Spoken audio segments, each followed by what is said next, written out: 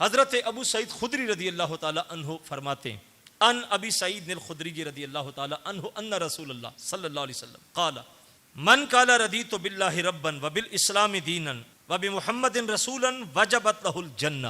حضور ارشاد فرمایا کہ جس شخص نے یہ بات کہی کہ میرا رب اللہ ہے، میں راضی ہو گیا ہوں اللہ کے رب ہونے پہ، اسلام کے دین ہونے پہ اور محمد کے رسول ہونے پہ، فرمایا جس نے یہ تین جملے کہے واجبت لہ الجنہ، اس کے اوپر اللہ جنت کو واجب کر دیتا ہے۔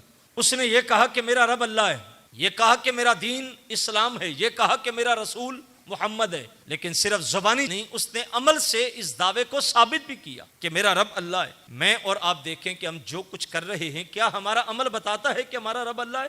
کیا ہمارا عمل یہ ثابت کرتا ہے کہ ہمارا دین اسلام ہے؟ زندگی، کاروبار، تجارت، غمی خوشی، معاملات کیا اسلام کے مطابق ہوتے ہیں؟ کیا میری زندگی کا عمل یہ ثابت کر رہا ہے کہ میرا رسول محمد ہے؟ اگر تو میری زندگی اس رسول کی سنت کے مطابق ہے، اس کے فرامین کے مطابق ہے، تو پھر تو میرا عمل ثابت کر رہا ہے۔ اور میں زبان سے کچھ کہوں اور عمل سے کچھ کہوں تو پھر قیامت کے دن یہ بات نہیں بنے گی۔